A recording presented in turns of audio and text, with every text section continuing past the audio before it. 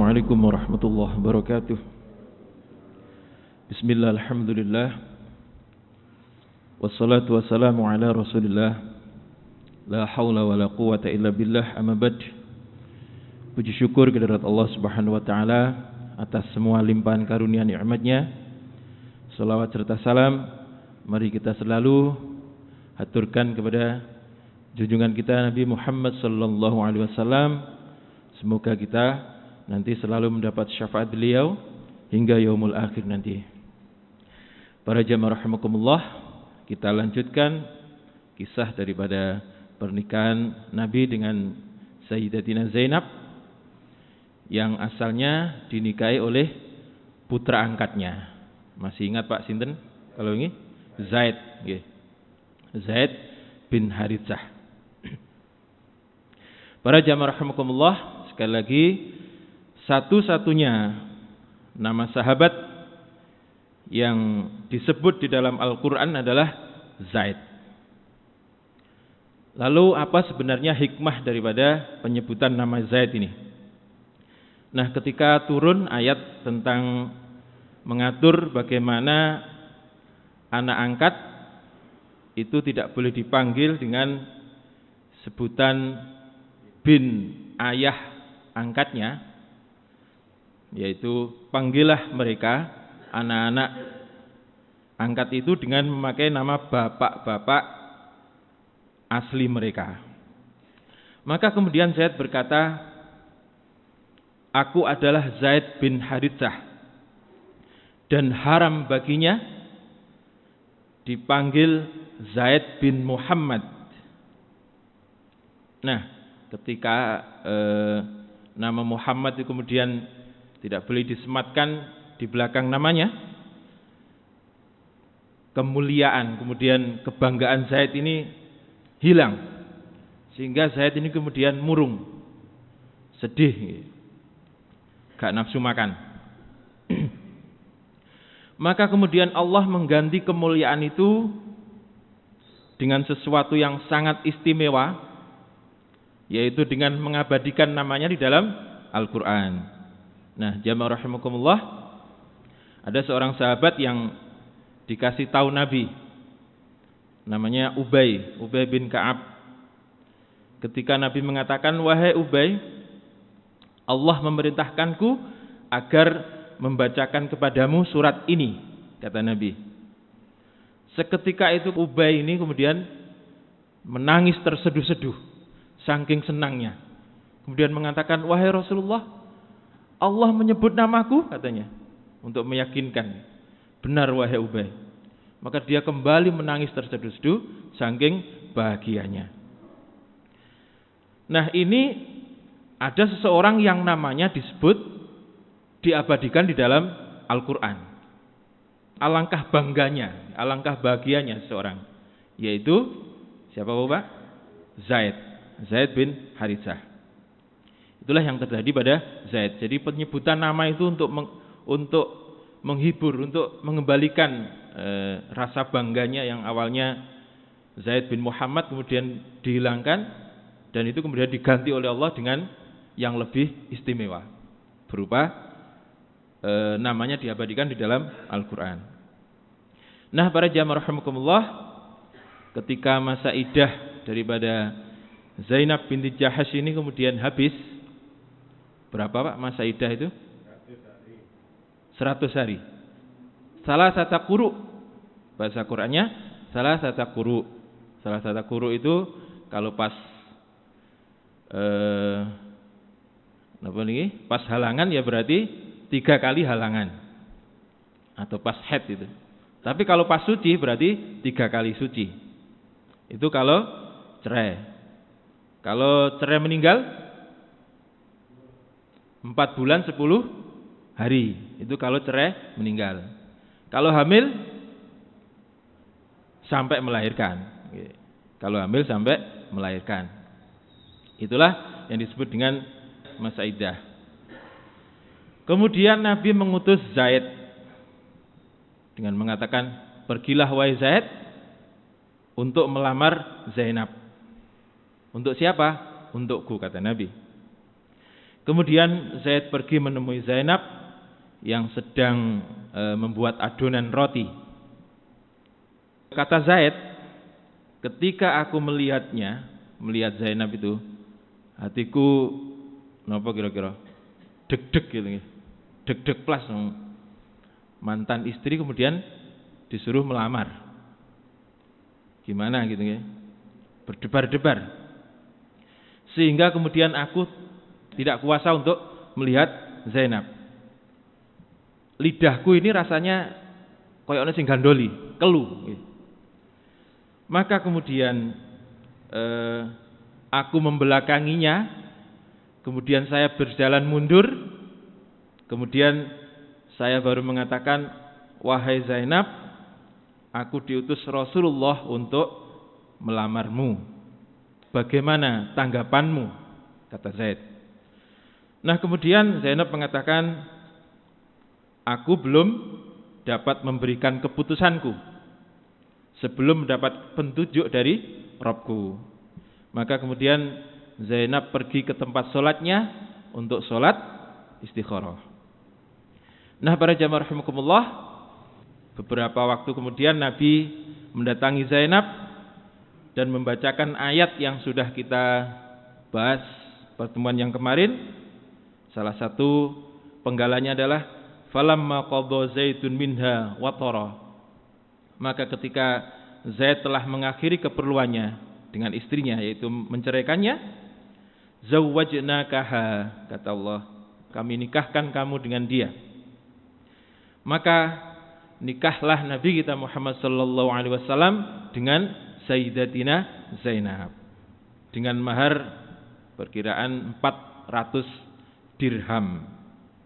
Dirham itu uang perak. Kalau dinar uang emas. Nah, 1 dirham itu kira-kira 80 ribuan. Berarti 400 dirham itu kira-kira 30 juta, 34 juta. Itu mahar Nabi kepada Sayyidatina Zainab. Dengan walimah yang besar. Maka Anas mengatakan, Anas bin Malik, aku disuruh mengundang setiap orang yang aku temui untuk hadir di walimahnya Nabi. Dan belum pernah aku melihat Nabi mengadakan walimah yang sebesar ini. Berapa yang diundang? Kira-kira waktu itu adalah 300 orang. Jadi kalau jenengan walimahan atau resepsi kok ngundang 800 undangan, itu berarti sudah melebihi walimah Nabi yang paling mewah. Nah para jamaah rahimakumullah, hal ini mungkin berkenaan dengan ayat yang kemarin kita bahas juga, atau penggalan ayat tadi, wa tukhfi fi nafsika, kata Allah, sedang kamu menyembunyikan di dalam hatimu, mallahu mubdihi, apa yang Allah akan tampakkan kepada manusia, wa takhshan nasa, dan kamu takut kepada manusia, yaitu takut ketika Nabi itu menikahi Zainab, kemudian orang-orang mengatakan bagaimana Muhammad itu, apalagi orang-orang munafik, bekas istri anak angkatnya dinikahi. Nah, itu yang ditakutkan oleh Nabi kita Muhammad SAW. Maka kemudian sebenarnya Nabi ini menginginkan menikah dengan Zainab itu dengan diam-diam. Inilah yang dimaksud Allah, bahwa saya akan tampakkan apa yang engkau sembunyikan di dalam hatimu, kata Allah itu. Jadi yang hendak dirahasiakan Nabi sebenarnya adalah pernikahan beliau dengan Zainab. Bukan seperti yang dituduhkan orang-orang misionaris, orang-orang orientalis, itu menuduhkan kepada Nabi kita Muhammad SAW. Mereka mengatakan bahwa yang menyuruh cerai itu adalah Muhammad, katanya. Sebab Nabi kita Muhammad sudah mencintai Zainab, sudah ada rasa cinta sebelumnya. Sehingga kemudian Zaid dipaksa untuk menceraikan dan kemudian dinikahi.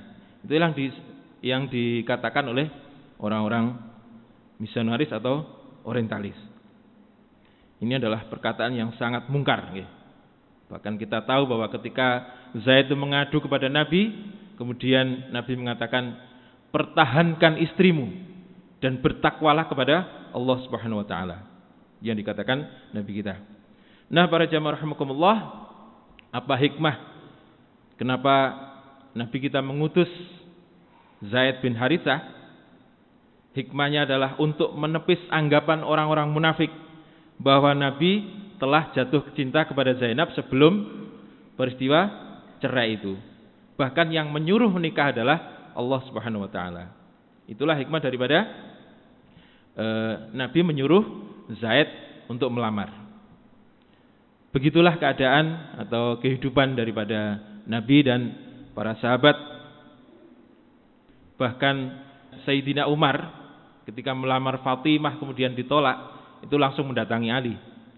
Wahai Ali, ketokane yang pas itu kamu yang melamar. Coba ya. Padahal Ali waktu itu tidak punya keberanian untuk melamar. Sebab dari segi finansial belum ada. Dari segi kemuliaan juga lebih mulia Sayyidina Abu Bakar dan Sayyidina Umar. Sementara dua orang ini sudah ditolak Nabi. Tetapi kemudian Sayyidina Umar memberikan dorongan. Ayo wono dicoba. Barangkali ini memang untuk kamu. Itu kata Sayyidina Umar. Nah, ada peristiwa yang rodok mirip-mirip dengan ini. Ada seorang sahabat yang namanya Salman. Salman sinten, Pak? Salman Al-Farisi. Orang mana? Orang Persia. Maka disebut dengan Farisi. Orang Persia. Ini di Madinah tidak punya keluarga. Nah, ketika dia naksir pada seorang gadis Ansor, gadis Madinah, kemudian ia mengajak sahabatnya yaitu Abu Darda. Maka dipersiapkanlah bawaan untuk lamaran itu jauh-jauh hari sebelumnya. Nah, ketika melamar itu ternyata si gadis ini memilih temannya, padahal sudah membawa macam-macam bawaan. Seandainya kita itu seperti apa? Melamar, ngajak teman, ternyata gadisnya memilih teman. Seandainya kita gimana? Lapo mau ngajak gundul situ iki. Kira-kira begitu. Nah, terus kalau begini, muka saya mau ditaruh di mana? Mau balik ya izin dan seterusnya. Itu kemungkinan kita. Tetapi luar biasanya Salman ini kemudian ia bertanya kepada sahabatnya Abu Darda, bagaimana? Nek sampean seneng enggak apa-apa. Sampean ya sampean saja, kira-kira ngoten. Nah, Abu Darda yang ditanya seperti itu tentunya tolah-toleh. Piye iki mau diterima iku sungkan. Mau ditolak itu kok ayu. Susah ini. Akhirnya kemudian Salman ini berhasil meyakinkan sahabatnya untuk menerima gadis tadi. Maka apa yang terjadi? Bawaan yang sudah dipersiapkan jauh-jauh hari itu kemudian diberikan kepada Abu Darda. Wes ini buat sampean untuk melamar gadis ini. Kira-kira ngaten. Luar biasa memang kehidupan sahabat itu. Nah, setelah beberapa bulan berikutnya Salman ini penasaran bagaimana kehidupan sahabatku itu. Maka kemudian Salman mendatangi sahabatnya Abu Darda. Nah, waktu itu Abu Darda sedang keluar. Maka ditemui istrinya, kemudian ngobrol-ngobrol, piye kabare dan lain-lain. Nah, ada pemandangan yang menurut Salman ini kurang pas. Istrinya Abu Darda itu awut-awutan. Gak macak blas, nggih. Apalagi macak, pakaiannya aja awut-awutan. Maka kemudian Salman ini mengatakan, sampean kok modelnya seperti itu? Mbok yo macak titik ben bojone seneng, kira-kira ngoten. Maka kemudian istri dari Abu Darda ini mengatakan, buat apa saya rapi, macak dan lain-lain. Lawang Abu Darda itu kalau siang puasa, kalau malam sholat sepanjang malam. Buat apa ya? Percuma, saya gak pernah direken. Itu yang disampaikan oleh istri daripada Abu Darda. Nah, kalau jenengan mau ngelamar gak sido, milih teman, terus datang ke teman, diomongi ngoten. Kira-kira jenengan ngomong nopo? Salah sampeyan biyen milih gundul siji iku. Kok gak milih aku sing lamar aku? Kira-kira ngoten nggih. Tetapi luar biasanya Salman, kemudian dia menunggu sahabatnya, terus setelah Abu Darda pulang, waktunya makan, dipersilakan makan ini Salman ini. Apa yang dikatakan Salman? Enggak, saya enggak mau makan kalau sampean enggak makan. Loh, saya ini puasa, kata Abu Darda. Monggo sampean makan. Enggak, wallahi saya enggak mau makan kalau sampean enggak makan, katanya. Akhirnya Abu Darda ini ngalah, ikut makan. Sampai malam nginep. Salman ini nginep. Begitu nginep, tidur satu kamar dengan sahabatnya Abu Darda. Ketika saat seliutan, Abu Darda ini sudah mau bangun. Maka ditariklah Abu Darda ini oleh Salman. Mau kemana sampean niku? Saya mau sholat. Nanti saya ya ini kok sholat apa sampean ini? Tarik lagi. Begitu balik tidur lagi, seliutan lagi, bangun lagi Abu Darda ini. Mau kemana? Mau sholat di sini. Nanti saja, katanya. Itu berulang-ulang kali. Okay. Akhirnya setelah kira-kira jam 3-an, baru kemudian Salman ini ikut bangun dan sholat malam atau qiyamul lail. Maka kemudian Abu Darda ini rodok gondok, rodok mangkel sama sahabatnya Salman ini. Maka kemudian setelah subuh, Abu Darda mengatakan, akan adukan sampean kepada Rasulullah, katanya. Ya monggo, saya tak ikut, kata Salman. Maka kemudian setelah subuh, dua orang ini menghadap Nabi. Kemudian Abu Darda menceritakan mulai awal hingga akhir. Dan apa komentar Nabi? Nabi justru mengatakan, sahabatmu Salman ini adalah orang yang faqih terhadap agama. Dia adalah orang yang faham terhadap agama. Lihatlah aku, kata Nabi. Aku ini orang yang paling baik. Tetapi saya juga puasa, kadang berbuka, saya juga tidur, saya juga menemani istri, dan saya juga sholat malam. Kira-kira itu yang disampaikan Nabi. Dengan kata lain, perbuatan Abu Darda ini koyok-koyok api, ya, tetapi tidak baik, terlalu berlebihan. Inilah dulu yang pernah dilakukan oleh pemuka-pemuka agama sebelum datangnya Nabi kita Muhammad SAW. Mereka membuat hal-hal yang ketoke luar biasa, seperti gak nikah.